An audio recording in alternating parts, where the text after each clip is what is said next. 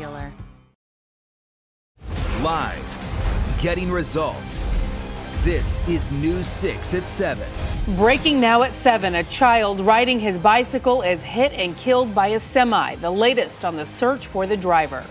Plus, the man police say held up a Walgreens for drugs goes before a judge. What we've now learned about this suspect, his weapon, and how the scare unfolded. Good evening. This is News 6 at 7, Getting Results. I'm Ginger Gadsden. I'm Lisa Bell. Thanks for joining us. Also only on 6 tonight, an alarming look inside a surge of new gas station credit card skimmers. They are so sophisticated, they are undetectable. But while the bad guys have become more slick, so have deputies. What's being done to get crime results and how you can protect yourself. We'll have that story for you coming up. But first, breaking at 7, tragedy strikes near an Orange County school. A semi hit and killed a 10-year-old boy on his bike. Now troopers are trying to find the truck driver. They say that driver kept going and may not even know what happened.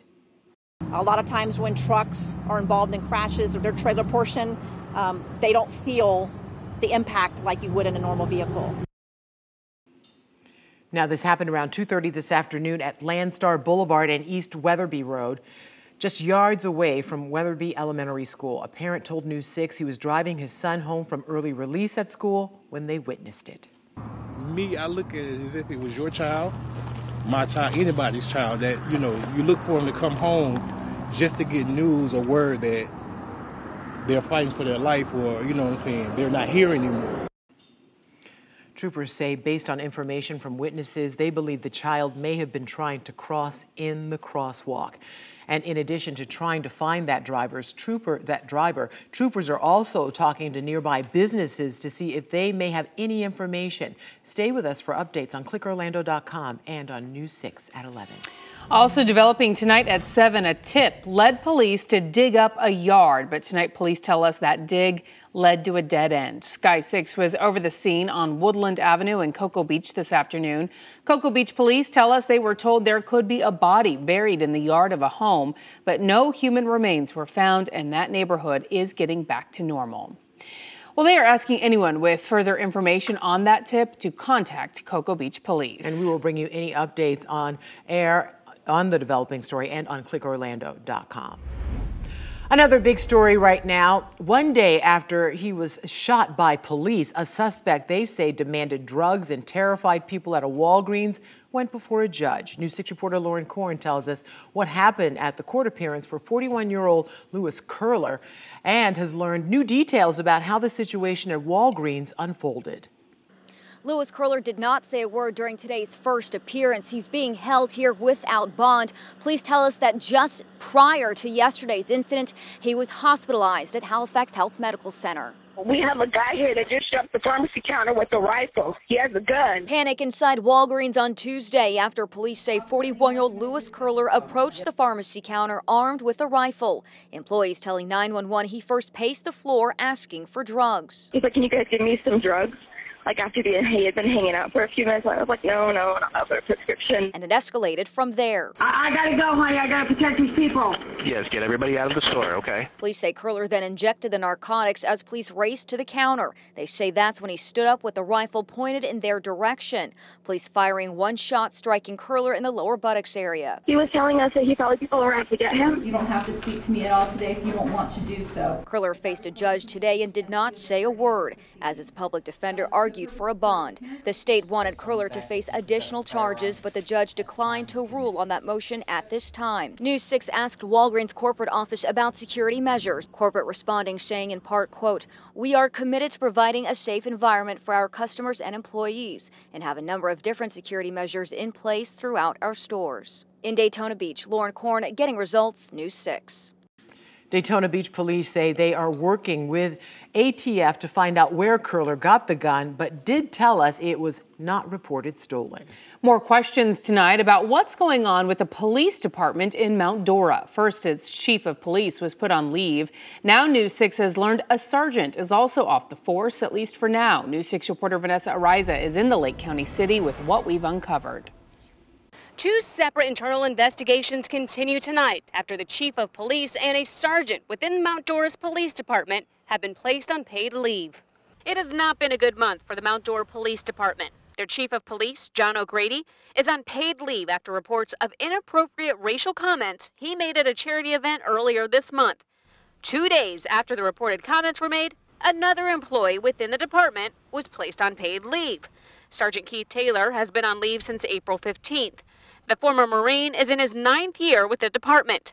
The city released a statement today saying, quote, Sergeant Keith Taylor was relieved of duty with pay on April 15, 2019, pending the outcome of a standards of conduct investigation. A spokesperson for the city wouldn't delve into the accusations that prompted the investigation and declined interviews. According to the department's policy, a standards conduct investigation is defined as such. Members shall not engage in any conduct that constitutes neglect of duty, conduct unbecoming an officer or city employee, or any act that is likely to adversely affect the discipline, good order, or reputation of the department. The department is comprised of 75 employees. Within a 2-year span, 4 employees within the police department have been placed on paid leave. Sergeant Taylor marking the latest. Sergeant Taylor declined to comment at the advice of his attorneys. An attorney for the chief of police tells us that they are pleased the city is conducting an internal investigation and look forward to their findings. In Mount Dora tonight, Vanessa Ariza, Getting Results, News 6. A big decision in a kidnapping and murder case that shook up Central Florida. Despite a handwritten plea, a judge just ruled Scott Nelson is competent to stand trial. Now, in that letter to the judge, Nelson claims he has lost 40 pounds from not being fed enough in jail and that he is mentally ill. Nelson is accused of kidnapping and killing Jennifer Fulford in 2017. The caregiver disappeared from her job in Winter Park, sparking a search that ended with the discovery of her body days later. Fulford's family talked to us moments after the judge ruled. It's hard to celebrate right now. We're done with the day. Did you feel like he was confident? You know, I think he probably is, but I don't know. Thank you very much. I just can't see anything else. At the end of the hearing, Nelson tried to hand another note to the judge asking for a speedy trial. The judge told him a trial date will be set tomorrow. We will be there to keep up with the case and read Nelson's full letter from the homepage of clickorlando.com. Well, if you've been outside, there's not much to complain about the weather, unless you're Ginger. It's a little warm. Well, maybe your yard could use a little rain as well. See, I'm not the only one. Chief meteorologist Tom Searles is here to get results and pinpoint what we can expect. A little more of that heat you're not so fond of is coming in here again tomorrow, Ginger. Any rain relief we have is way back out there, so that's not happening tomorrow. It's beautiful in Daytona Beach, 79 degrees at news time. Temps where you are still 85 in Gainesville, 76 in Melbourne, and 82 at OIA. I will be right back. We'll talk fog for the morning, then heat, and then I'll show you in pinpoint when the rain makes a comeback. Tom, thank you. A suspect in a statewide crime alert is in custody, but only after trying to dodge Seminole County deputies and I-4 traffic. The sheriff's helicopter saw it all unfold. He's working his way across I-4 now. There's a deputy. Deputy's going to be out with him. And still going to be foot pursuit underneath I-4 coming back towards you. Deputies say 28-year-old Randolph Moses took off on foot after causing a crash yesterday afternoon. He is wanted in Duval County on burglary and battery charges. Deputies eventually caught him in a muddy ditch along I-4 near Sanford with the help of Fish and Wildlife. He's now in the Seminole County Jail facing a list of new charges. A possible roadblock tonight in our push to drive change and toughen up texting and driving laws. The state Senate agreed today to postpone a full vote on the bill. That decision comes less than a day after there were cheers and hugs after the state house overwhelmingly passed their version of the bill. It would make distracted driving a primary offense. Matt Austin is leading our push for driving change. He was there as a grieving father urged lawmakers to finally give police the power to pull over distracted drivers like the one who killed his daughter. She was having an argument with her boyfriend on the phone, and she took her eyes off the road and hit my daughter head on. I've been coming here a long time to talk about my daughter, Alessandra. I don't want to keep coming back. It's getting old now. We really need this law. The House and Senate bills are far apart in what they cover. That's a key reason why the vote was postponed today. Matt Austin asked one senator, what's next? Do you feel like the Senate is open to the House's bill, or? You know, this is the process. So, you know, if we're not open to it, then, you know, that's how things don't get done. And so I would say we're open to suggestions and ideas. We don't have any pride of authorship on these things. What that bill's about is saving lives. And we will keep pressing for this bill to pass. But you can get results and make your voice heard as well. There's a way to contact your state senator in a special section of our website. You'll also find a detailed timeline of how we got to this point. Just head to clickorlando.com/driving change. Well, one of the biggest stars on the planet has put a pair of local dancers in the spotlight. She has no idea how much it's impacted me. Like, I just want to follow my dreams even more. Their video dance challenge is now going viral thanks to Beyonce's blessing. Hear what inspired the pair when News 6 at 7 continues. Eric. I'm going to show you how technology has evolved almost in a scary way that bad guys are using to skim your credit card at the pump these days, and also how it's evolved for deputies catching them getting crime results. Eric's report is next. During the break, we are streaming live on Facebook. Find me at facebook.com/Ginger Gadsden News 6. We're getting results in Pearson, Palm Bay, and all of Central Florida here on News 6 at 7 and our free News 6 app. Ooh, look. This view is provided by the Orlando Health. Same alert, different direction. Southbound Florida Turnpike will be closed tonight from around 10 o'clock till about 5 in the morning. Right around 528 Consulate exit where you can head to US 441. You're going to force you to US 441 from there. You can take that south to Osceola Parkway and then reconnect to the Turnpike. Also on 528 from about mile marker 1 till about 4, which is I-4 all the way over to John Young Parkway. Expect some intermediate lane closures both east and westbound on the 528. I'm Trooper Steve with your News 6 traffic alert. I'll catch you in the morning. Live with Lisa Bell, Ginger Gadsden, weather with Chief Meteorologist Tom Sorrells, and special reports from the investigators. This is News 6 at 7, getting results. Only on 6 tonight, an alarming, eye-opening look at credit card skimmers. They are now harder to detect and showing up almost every day all across Brevard County. The worst part is there is no way to know if the pump you are using has been compromised. Yeah, so a team of deputies are checking them out and busting them almost every day. News 6's Eric Von Aken got an inside look at how the special unit is getting crime results.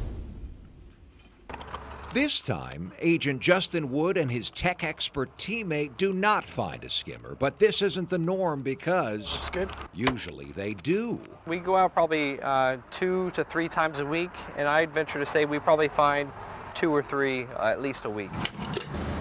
All day, all over Brevard County, skimmers are collecting your credit card information. Every time you swipe, and you have no way of knowing because skimmers are now so small and so sophisticated, they're slyly installed inside a pump in seconds. This is inside, and this can't be seen. There's no way to detect this from the outside, though. Unfortunately, no. It's nothing you'll be able to see, touch, feel, or look at. Each skimmer that Agent Wood finds spawns an intensive investigation for his Economic Crimes Unit here at the Brevard County Sheriff's Office. First, they download the data on the skimmer's tiny computer chip and contact the banks and credit card companies to find out where the stolen numbers are being used. And then I obtained video which shows this vehicle using a card that came off of that skimmer, and they purchased diesel fuel. Agent Wood and the team discovered the skimming is only the first phase of a much larger gas-stealing organized operation. Here's how it works. Someone steals your account info. Someone else makes a new card with it and turns gift cards into working stolen credit cards to buy diesel fuel to sell on the black market. You could see it looks like it's a stack of wood. Thieves use cleverly disguised bladder trucks like this fake facade of plywood that was hiding a 700-gallon tank. Within the past 2 years, we've actually arrested and made great cases on 14 different fuel bladder vehicles. 14 that were using the stolen credit card information from skimming devices, using that to purchase diesel fuel. The Brevard County Sheriff's Office says they have made more arrests of people doing the skimming than any other agency in Central Florida. But it's not just them. The Department of Agriculture is in charge of checking skimmers all over the state. They say they inspect every year almost 500,000 gas pumps. Since 2015, they say they found 2,200 skimmers statewide. In Brevard County, Eric Von Aken getting crime results, News 6. Now, if you can't see these skimmers, what can you do to protect yourself? First, always use a credit card, not your debit card. You can also pay with cash, or if you can't, then go inside to pay. What a shame. I mean, it's just nonstop, never-ending battle. If only they used all of that energy to do something good. Yes, yeah. Exactly. Well, it is the next viral dance craze you will likely see pop up on Facebook and YouTube. The Before I Let Go challenge started here in Central Florida, but it's getting a big boost from Beyonce herself. The Queen Bee posted videos of the dance challenge on her Instagram story, highlighting the Orlando artists. Beyonce has 127 million followers. Never in this world would I have thought that she would even dare see a video that I posted. She don't post on her story at all. So for us to even be on it, period, is it's just mind blowing. As soon as I checked, my phone was going bzz, bzz, bzz, bzz, bzz, like nonstop, and yeah, I almost fainted. Pretty much, it was crazy. She literally posted us, and she acknowledged it, and it was crazy. I think we got a brief glimpse of Tom Sorrells doing the challenge there as His well. shoulder did right? It all started a week ago after Beyonce's new Netflix documentary and live album dropped. Fred Barthel and Fabrin Alexis were in the studio the next day choreographing a dance to her remake of the song Before I Let Go, never dreaming it would reach the music legend. It reminded me of the cha-cha slide, the electric slide type thing. So I just, I was like, okay, she obviously wants us to jam along to this and create a dance, so I just went ahead and did it. So you can see and share their full story from the homepage of clickorlando.com. There's a lot of moves going on there. Gosh. Yeah, you can tell those guys are actual real dancers. And if you want to see a real treat, you need to check out Amanda Castro's full story at clickorlando.com. That woman is 7 months pregnant. She busted a move like nobody's business. Correct. Yeah. Good job. Well, the hit reality show Survivor is casting castaways once again right here in Central Florida. And your chance to try out is this Sunday at Victory Casino Cruises near Jetty Park from 10 until 2. But you will not be in this alone. You'll be able to meet and greet and get advice from 7 former castaways about the casting call. But before you can outplay, outwit, and outlast, you will have to fill out some forms. You'll find them on the homepage of clickorlando.com. Chief Meteorologist Tom Sorrells joining us now. Another gorgeous day for most of us. It was a beautiful day in the neighborhood. Tomorrow will be nice. as well. Seems like lower humidity, which is really making it nice. Yeah, the humidity has been clocking in at about 38%. Okay. That will change tomorrow. Oh, good. We're going to get on the backside of the ridge of high pressure, and we're going to start to warm it up, and we're going to load up on the humidity as well. Oh. Soil scale number 4 tomorrow, I'll still give it a 10, even though Ginger's going to complain. It's a little too hot, a little too humid. Lisa will throw me a donut, won't you, Lisa? Yes, absolutely. See, as long as I get one donut, what do I care? Hey, Volusia, Brevard counties tomorrow. This is how we get to a perfect 10. I mean, look at that. Sunshine, sunshine, and more sunshine. By noon tomorrow in Port Orange, we'll be back to about 80. The high should be 86. Rockledge in Brevard County, 62 degrees at 8 a.m. By noon, 81, the daytime high about 84. All good stuff down along the coast. Orlando Health Camera site, we're holding in at 82. Here's the relative humidity at this hour, beginning to climb as the temperature drops. We're holding in at 41% with the real feel of where we are, 82.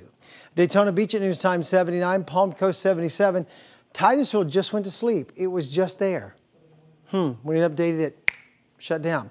Melbourne 76 degrees here at the top of the hour. Orlando 82, Kissimmee 83, 83 Ocala, 81 in Sanford. Now, weather story for tonight. Okay, it's going to be so calm. There may be some patchy fog up to the north. Otherwise, we're just mild. I don't think most of you see fog, but some of you in the northern zones just might. Tomorrow, dry but hot. Come Friday, scattered storms return. For now on radar, we're good to go. No radar echoes out there anywhere in Central Florida. Here's our moisture from Dallas to Houston. That's the core of the pocket of low pressure. Much of that's going to hit the high and zoom that way. But the wraparound cold front's going to march right through here, right across the Gulf of Mexico, and come see you by Friday. It's going to make a big difference for us rain-wise and temperature-wise a little. Tonight, watch what happens. Cloud cover stays thin. Then tomorrow morning, a touch of fog, and that's it. No worries. I don't think the sea breeze that kicks in late in the day does much, but by Friday, 10 a.m., here's our line from Daytona Beach and Flagler County line all the way down through Lake County to the Gulf of Mexico. By 1 in the afternoon, It collapses through Orlando down to southern Brevard, and I think most of the big rain will be done by Friday afternoon. Tonight's lows will all be in the 50s and 60s. In Orlando tonight, 60 even. Here's tomorrow. Your forecast is brought to you by the Florida Lottery. Good looking day after the fog. The high tags 88. Check out the week ahead. Lots of sunshine. 88 is your high tomorrow. Then on Friday, the frontal zone gets here midday. So the high should be about 84 degrees in Orlando, a little cooler to the north. Saturday and Sunday, well, most of the rain is long gone. All right, Tom. Thank you. Bye. Well, a star sighting right here in Central Florida. That's right. See who turned up in Titusville for a bite of lobster bisque when News 6 at 7 continues. Remember, News 6 is always on clickorlando.com, your smartphone, and your tablet. Take us with you. Well, ever think you've spotted a celebrity out and about, but think, nah, that couldn't be Ginger Gadsden? Oh, you took my line. Well, in Titusville, what looked like movie star Robert De Niro really was Robert De Niro. He made reservations, then dined at Pier 220 yesterday. The restaurant shared these pictures with News 6 of De Niro posing with the staff. De Niro told them he visited Kennedy Space Center before swinging by for lobster bisque and dessert. So if you saw that man at a restaurant, would you go up and say, are you Robert De Niro? Or would you just... I would know that's Robert De Niro. I would know it's him, but I wouldn't bother him. Oh, that's nice. And you'd bother him. For an autograph. Yeah. Thank you. No, Thanks for watching News 6 at 7. Inside Edition is next. Good night. See you tonight.